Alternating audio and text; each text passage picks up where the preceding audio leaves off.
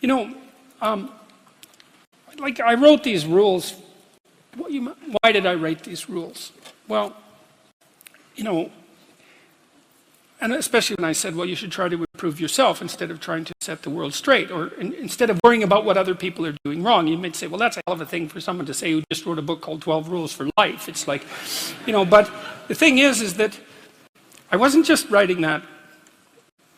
I was writing that for me as much as for anyone else. And I really mean that sincerely. You know, I had an opportunity to spend somewhere around 5 years meditating on how you should conduct yourself so that your life is what it could be. And like, I'm in the group of people that I'm advising. You know what I mean? It's like all of these things are very difficult to stand up straight, to remember that, and to treat yourself like you're someone worthwhile, and to make friends with people who are good for you, and to tell the truth, or at least not to lie. I mean, these are all ideals, right? And especially taken as a whole, they constitute a kind of ideal. And you never attain the ideal.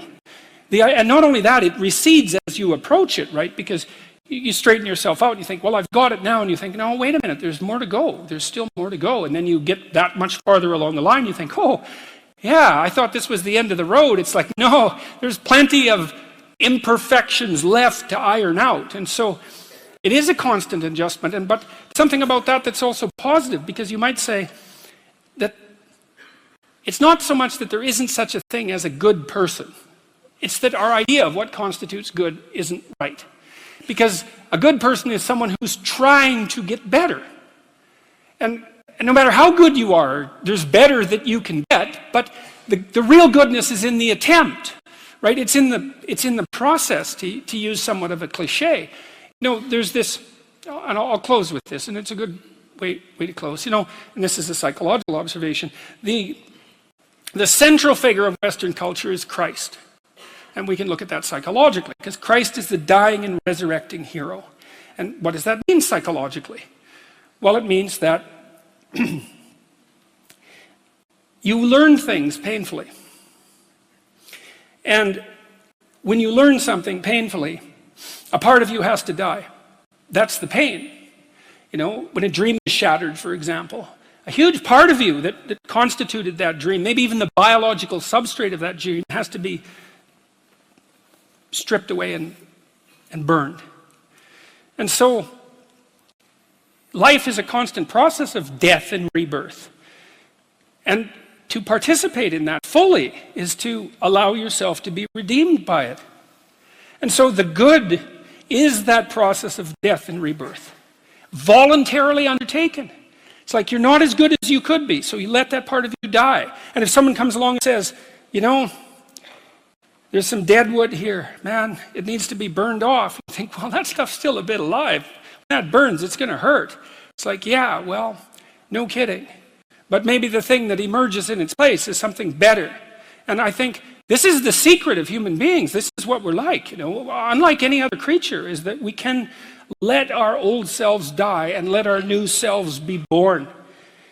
And that's what we should do. And so, where do I fall short in these 12 rules? Well, endlessly. Because, well, here's a way of thinking about it. Until the entire world is redeemed, we all fall short. You often mention disciplining children so they behave. What is your advice for making them behave without resorting to corporal punishment? Well, first of all, it depends on what you mean by corporal punishment.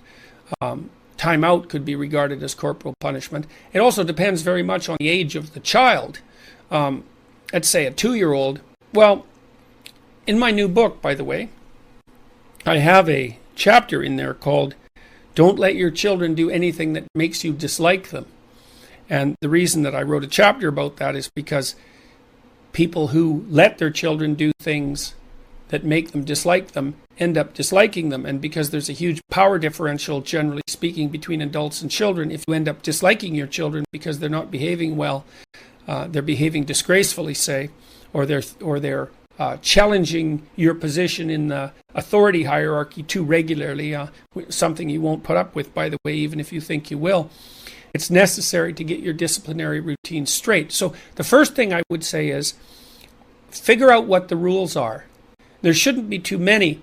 For 2-year-olds, basically, they have to know what no means, and they also have to learn, as they approach 3, not to kick, hit, bite, or steal, essentially. Now, it's easy to train a 2-year-old what no means. You can actually start with a child that's only 13 months old, a child that can cry, let's say that, or that can crawl. Let's say that you have a child that's starting to crawl and wants to explore the house. So the first thing you do, if you have any sense, is try to get rid of most things that the child could cause a tremendous amount of trouble with to the things or to the child, so that it's reasonably safe. And then the child is going to want to crawl around and get into everything. And so, but maybe there are things you don't want him or her to get into, like maybe there's a what would we say? Maybe there's a tablecloth, and on top of the tablecloth there's a plant, or maybe there's some plants on the floor. And when the child is crawling and goes off to do something that he or she shouldn't, you can just grab his leg and, gently but firmly, and say no. And the child will keep trying to move forward because they're stubborn little blighters, and you can continue to say no. And if you persist with saying no, then the child will eventually give up and sort of go limp. Now, and often the child will cry when you do that. And of course that might make you feel guilty, but what that means is that you've effectively brought the behavior to a halt. And if you do that 10 times, you got to watch your child, and don't stop them from exploring things that they need to explore. And you want to use this sort of thing with judiciously. You can grab them by the leg and say no, and no, no, and wait until they give up. Usually they'll cry, and then you can let them go. And then soon, after you do that about 10 times, soon then, if you just say no with the same tone of voice, the child will, generally what happens, the child will immediately cry and then stop. And then after about 10 repeats of no without having the leg grabbed, then no will just produce stopping of the behavior. And that's unbelievably useful, because as soon as you train your child to understand what no means, then they really have free reign of the house in some sense, with relative minimal supervision from you. First of all, they can learn what things they're not supposed to get into, and it's amazing how fast children can learn that, and how fast they can generalize to the class of things that they shouldn't get into. Like, you don't have to teach them every single thing. They can generalize very rapidly. That's not much different than thinking. But also, once they are capable of understanding what no means, you have an extremely potent means of helping them regulate their behavior with a minimum of intervention. So that's unbelievably useful. So now let's say you have a 2-year-old who's pretty contentious, and 2-year-olds are pretty contentious, some of them in particular, because about 5% of 2-year-olds, most of them are male, are quite aggressive by temperament. And those are the ones that, if you put with other 2-year-olds, will frequently kick, hit, bite, or steal. Not all kids are like that, but some are. And most of them get socialized out of that by the time they're about 4. Now let's say you have, and at 2 they also start to experiment with saying no back, and also with misbehaving, although they can do that even younger than that. So if you have a 2-year-old who's particularly rambunctious and who decides he isn't going to listen to you, we'll use he in this example because it's boys that are more likely to misbehave and not listen. You can pick them up and, by the arms. Now, you got to get your attitude right, because you don't want to be stupid. You don't want to let your kid make you mad, especially when they're really little, because you're really big and you can hurt them. And so you gotta have a clue. That's why you want to get the rules of discipline in order, the minimum rules of discipline, and why you want to have a strategy. But let's say your two-year-old is insisting upon doing something that you don't want him to do, like inserting a fork into an electrical outlet, and you just can't have that. And so you can say no. Hopefully you've already done the no training that I recommended. And then if that doesn't work, what I recommend doing is picking the child up by the arms and then putting them on the steps. Say, look, you sit there until you're ready to listen. Now, usually the child will sit there, and then the rule has to be something like, you can get up as soon as you're ready to be a civilized human being again. And you can refer to yourself, your own attitude during a process like that, because if the child does comply and sits on the steps and comes and says, I'm ready to be good, and you like him again, you got to be honest about this, then you can tell that he's honest in his decision to rejoin the civilized world.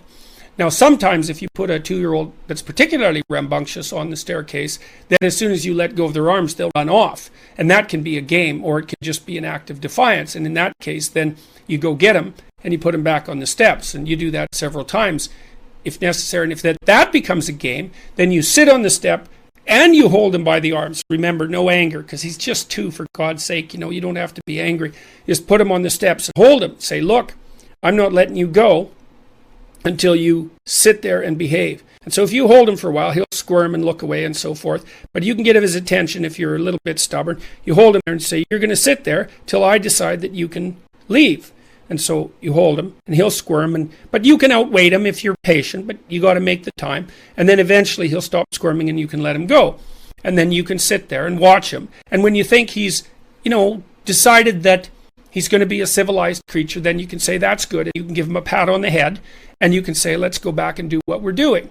And the rule has to be, see, that the punishment not only has to bring the behavior to a halt in the most merciful manner possible, but that's still effective, but it also has to satisfy your need for order and justice so that you don't carry resentment and irritation about the child's misbehavior forward with you, because you don't want to kid yourself about what sort of nice person you are. You're not nearly as nice a person as you think, and no one likes to be brought down the authority hierarchy by a recalcitrant 2-year-old.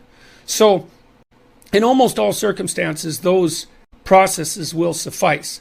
There's other disciplinary strategies that you can use too that are more positive. I mean, one of the things that you can do, for example,